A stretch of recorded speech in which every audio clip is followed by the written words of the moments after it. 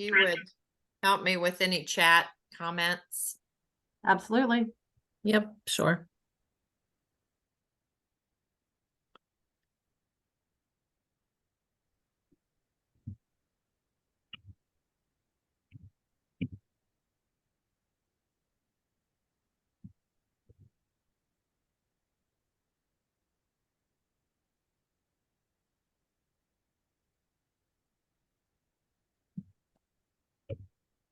Okay, Cheryl, I think that we'll get started. So I just want to introduce you and thank you for being with us. Cheryl Lucas is from Lytle EAP Partners, as you can see, and she's going to do a presentation for us today that I think is very forefront and things that we really need to recognize in the workforce and be prepared for. So I'm really looking forward to hearing your presentation. So we'll let you get started. Thank you. All right. Thanks everyone for joining me today, and hope this will be helpful for you.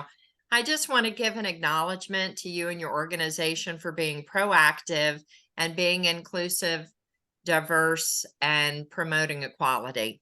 And hopefully these are some suggestions and helpful tips that you can take in working with a variety of employees. First of all, I think it's important to mention when we're talking about especially invisible disabilities, very specifically, we're looking at a physical, mental, or neurological condition that is not visible from the outside, yet can limit or challenge a person's movements, senses, or activities. Now, as a result of this, we're all human beings. Sometimes we can misinterpret, have misunderstandings, false perceptions, judgments, assumptions because of this. So that's very much why I appreciate your administration, just wanting to help us get all on the same page, to really learn about how we can best support an employee with differing needs. Now, I appreciated this quote. This was from the Chief Diversity and Inclusion Officer at another organization. Nationally, this is an important goal for us as we work toward an inclusive and psychologically safe environment where employees are empowered to bring their whole self to work and succeed. Now, I do notice in talking with different organizations and managers that for some managers, they may not have experience with individuals who have a disability, whether that's in their personal life or their professional life. And sometimes that can feel overwhelming to know, what do I need to be doing? How do I handle this, etc. So if you have felt that way, it doesn't mean you're weak, weird, or unequipped. It just means, I need some more exposure. I need some more information and perhaps some training in this area. A lot of managers may be concerned about saying the right thing, doing the right thing, making sure they provide adequate support and time off. And frankly, we're not expected to be experts, but to have an open mind, learning new techniques, new support interventions, having open conversation with employees with disabilities to determine what support is needed. And I just say, first of all, take a breath. It may feel new, but it is very doable. It is very important.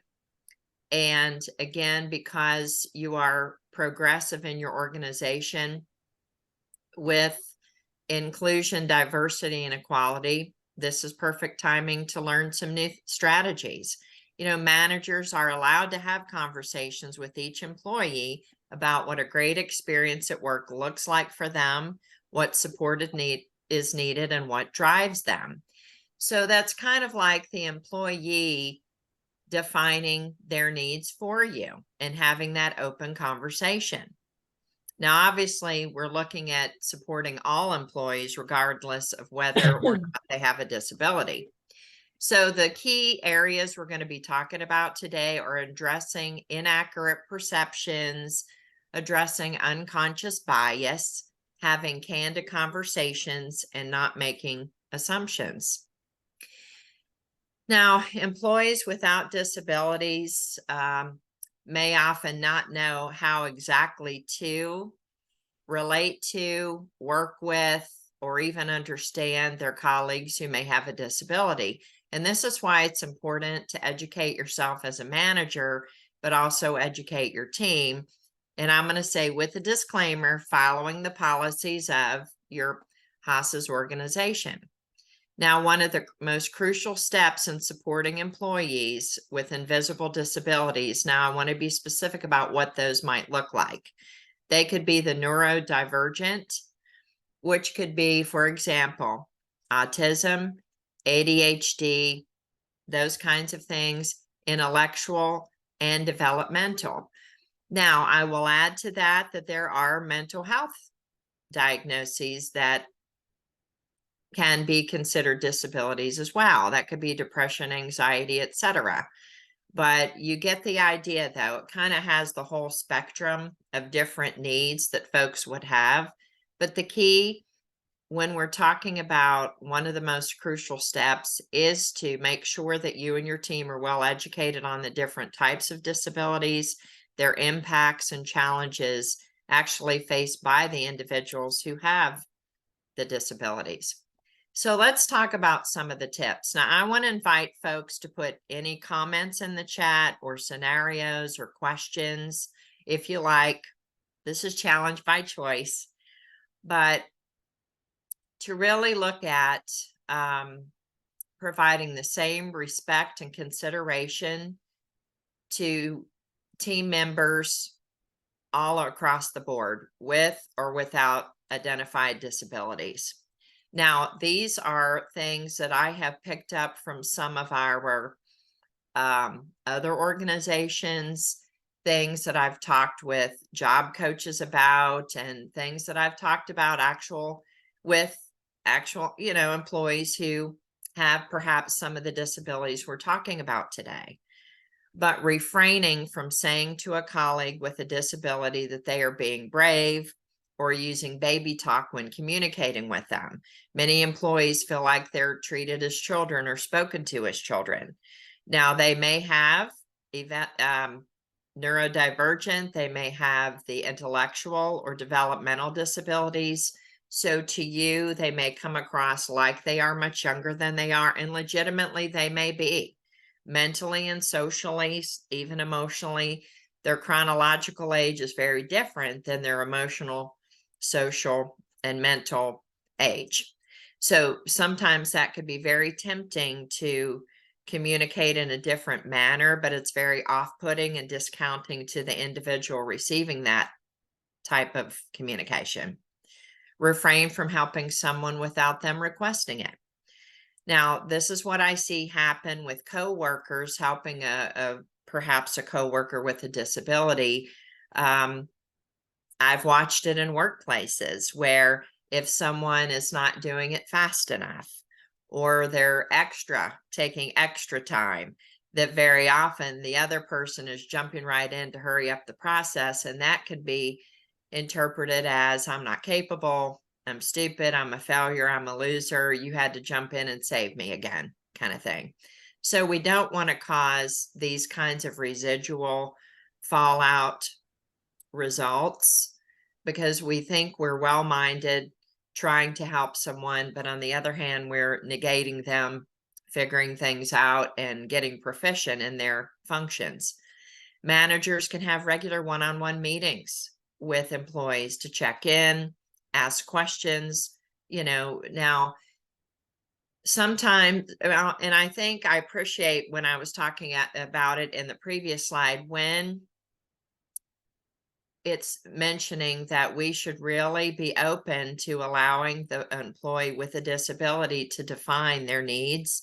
I take that as gospel right there, because they can really direct how they would best appreciate and better understand directives and things like that. And we'll get into that in a little bit. But when you have one-on-one meetings, they may, employees in general, disability or not, sometimes they feel more comfortable asking for clarification or asking questions privately with a supervisor than they do in a whole group. And I think that's human nature, isn't it? Sometimes we just want some private time to be vulnerable for a little bit. But when we have one-on-ones, we can check in to see how things are going. It is an opportunity for folks to get clarification and ask their questions. And it's a good time for us to provide feedback on work matters or even get feedback from them about how things are going. So another technique is empower them to carry out their work assignments, assisting only when asked to. And training can be ongoing and doesn't always have to be formal. Sometimes it can be peer-led. And probably that's what you're doing now. Anyway, you're having new people in any of the different job capacities that you have. They're probably shadowing, maybe taking a turn, having a managing peer who's teaching them, let them take a turn at, the task itself, just to kind of do that modeling for them. But I find that those kinds of things, peer-led, modeling for an individual, giving them an opportunity to actually conduct the task and then give feedback afterwards, kind of practicing while monitored kind of thing. And I think generally that works well for everyone. Now, easing a new employee into a job is important. It's been recommended that even if they are considered, a full-time or even a part-time, maybe not having them go on a full schedule right away, just kind of easing into the environment, easing into the job functions, easing into getting accustomed to the culture, the people. Timing is very important. So for example, I had here, during a holiday rush is probably not the best time to bring on an employee who may need extra training and time to come up to speed. But also being willing to offer support and accommodations. And again, that can be defined by the employee themselves, as well as some of the other additional supports I'm going to talk about here in a little bit. But giving clear directions, setting expectations. And what I'm hearing is being very, very specific. Clearly state directions so employees know precisely what you mean. Using short sentences, pausing, allowing the employee time to process, and then follow-up statements. What did you understand me to say? Do you have any questions? Anytime. We can also include checklist of procedures, easy to follow steps, that can be helpful as well. It's important to remember that not all conditions are physical, not all conditions are obvious, and take this into account when modifying your working conditions to accommodate all employees. Employees with neurodivergent conditions such as ADHD, dyslexia, and dyslexia, for anyone who may not be familiar, is really a learning disability. When they read, the letters are inverted. So some letters look like, they might look like a B as in boy or D as in David to you, but they get intermingled and it makes reading very difficult, but things are moving around. And then autism. So in these three in particular, they can find bright lights, loud noise, heavy patterns, artwork and hecticness very difficult to deal with. Sometimes there's a certain threshold of stimuli that they can tolerate, and then there needs to be probably a break. There usually needs to be some a quiet break time, and then they can replenish, reset, and move along. Now, when we're talking specifically about communication, check your assumptions. Avoid assuming that someone isn't paying attention simply because they don't confirm our normal social cues. Instead, gauge the outcome of the conversation. Was there shared understanding? Were mutual goals clarified?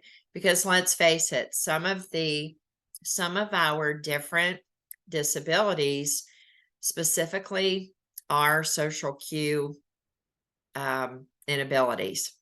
So sometimes some of your employees will not, if they have, like neurodivergent, they do not, these folks struggle with eye contact, looking straightforwardly, nodding their head like of engagement. And that's why just asking the question, What did you understand me to say? What steps would you take next? Something to engage them in other ways. Now communicate clearly and unambiguously. Ambiguously. Sorry about that. I just chopped that one up. What happens here is very often when we use levity, sarcasm, euphemisms, vagueness, this is very frustrating for someone who has an intellectual, developmental, or neurodivergent disability.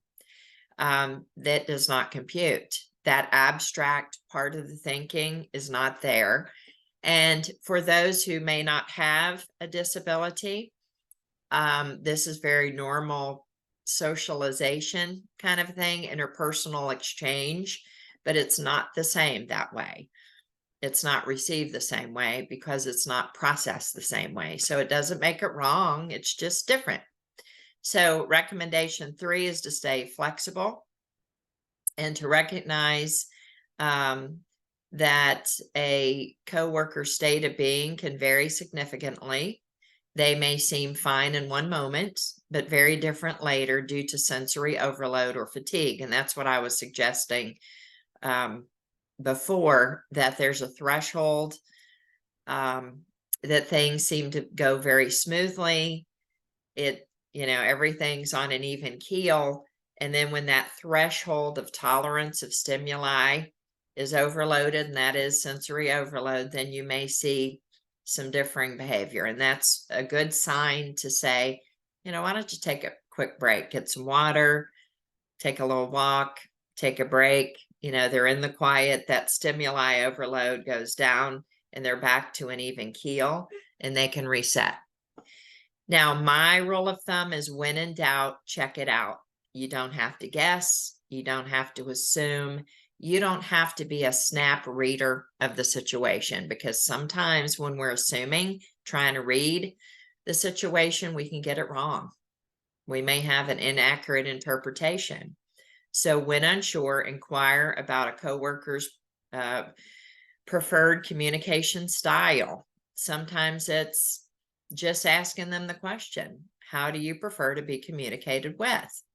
This can increase understanding and collaboration. Now, some people may say, I like a list of what I need to do. I like to follow that list. I like to check off the list as I go. Some people may prefer verbal, but I think a lot of times it's really a checklist that most people are preferring, because at that moment they see your mouth move. Now, this can happen with any employees, okay? So I'm just saying, sometimes it could happen with our spouses too, or our kids as parents. But when we're talking with others, sometimes they can look at us and they can say this, and we think, okay, they've understood. We're assuming they've understood, and it went in the vault, and they'll now implement the directive we have asked. And just respectful human being to human being, it's really okay. And it's not a parent-child dynamic. That's the farthest that we want to get to. We want to be human to human, where if we're really not sure what they may have interpreted or what they may have understood us saying, it's okay to say, what did you understand me to say? Or what's the first step you'll be taking? Something to clarify. And frankly, that works for all employees and, ourselves when we're on a team. But it's just to really think about that with specialty needs of some employees. Be open to different styles of relating. Some individuals have difficulty with social interactions and might not engage in eye contact. Others need extra time to process information. Now, some folks, some human beings like to ask a question and get an answer just like that.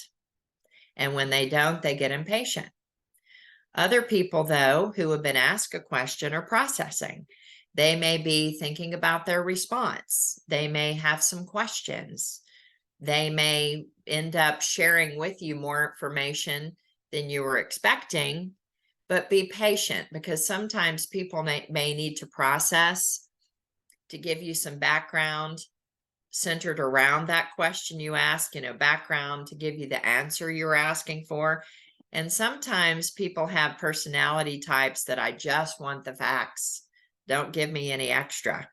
But I'm just saying, step back for a minute, retreat, rethink, respond. And if you need to jump in and just say, okay, let's get back on track. I was working with an individual last week, and they happen to have attention deficit and hyperactive disorder. So that's ADHD. Now, I had to practice what I just said. Wonderful human being, very expressive, very talkative, but I can tell you that in 5 minutes, we were everywhere that somebody could absolutely be. And I felt myself, I was feeling some kind of way. I'm like, I'm really trying hard. And I just said, hey, can we just slow this down a minute? This is what I hear you saying is important to you. I noticed you referenced a few other things, but is it okay if we just stick with one of the main points you were making? Do you hear the distinction I'm making? I don't want to discount them. I don't want to get in the way of them expressing themselves. I want to keep Cheryl in check, and not be reactive. So breathing and retreat, rethink, respond. And then just maybe picking one thing that I could hear them say that was really important to them and start there. And when I said it that way, he came down a couple of decibels,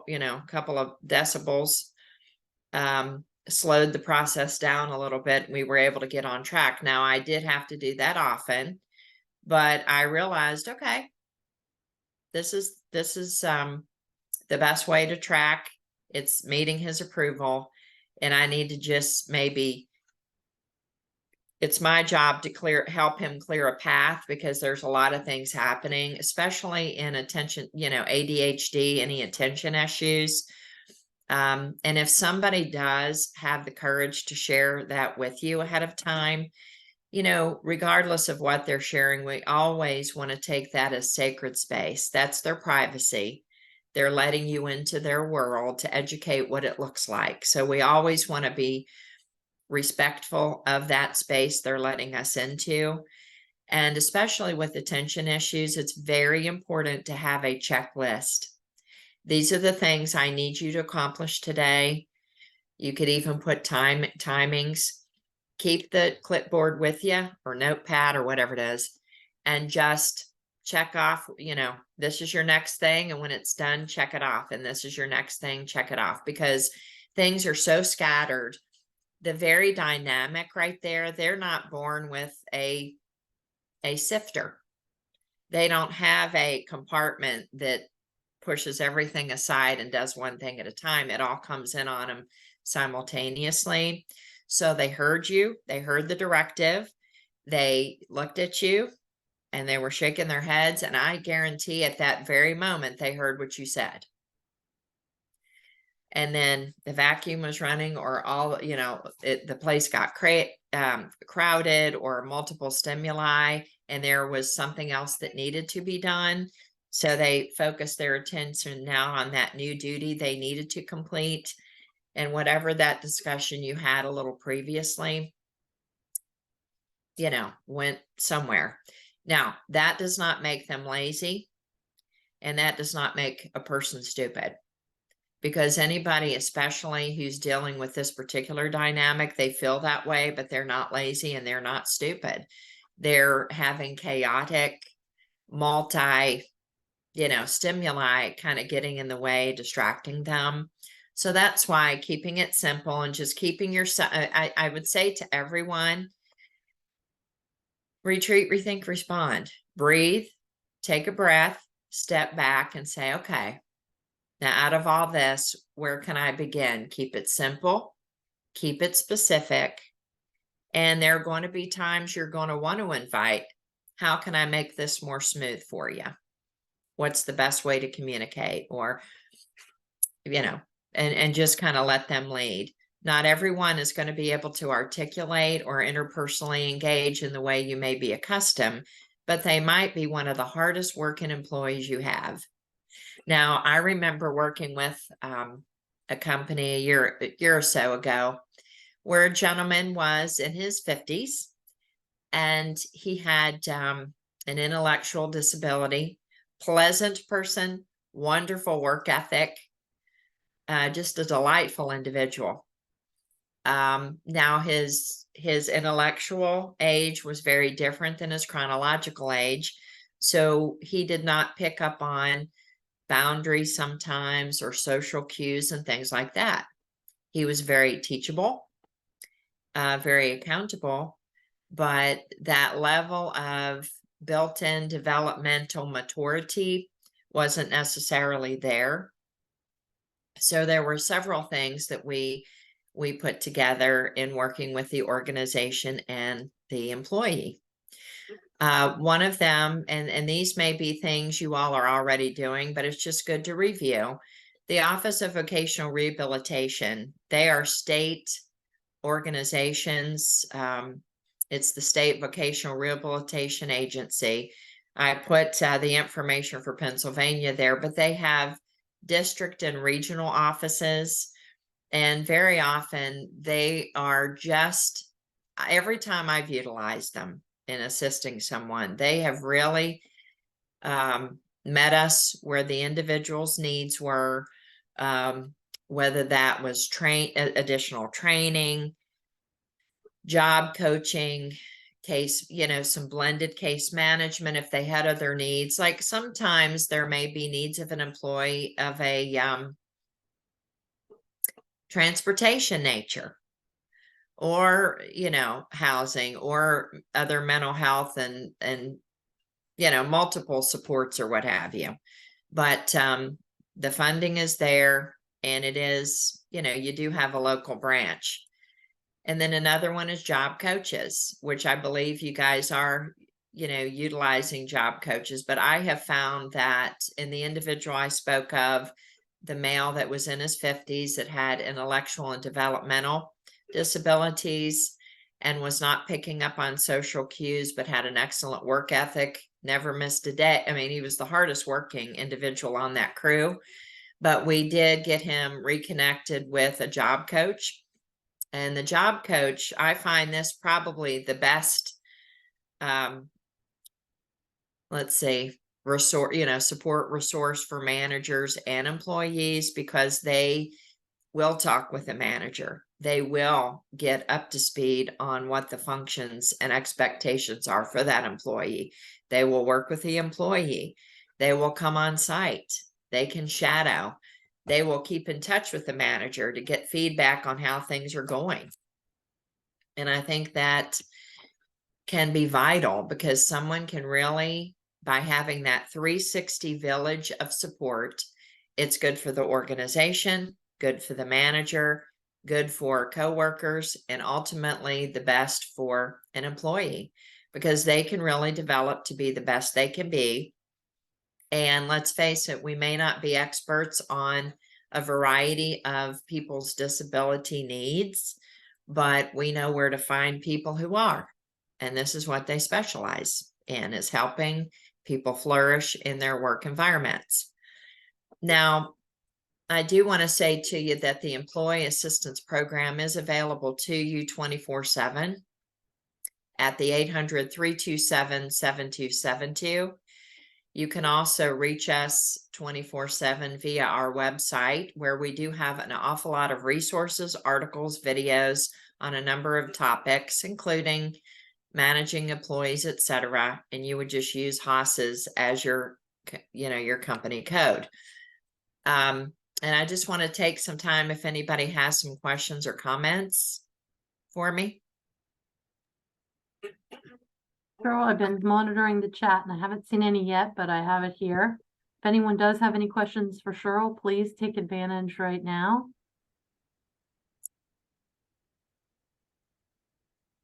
I think this was a great subject for all of us.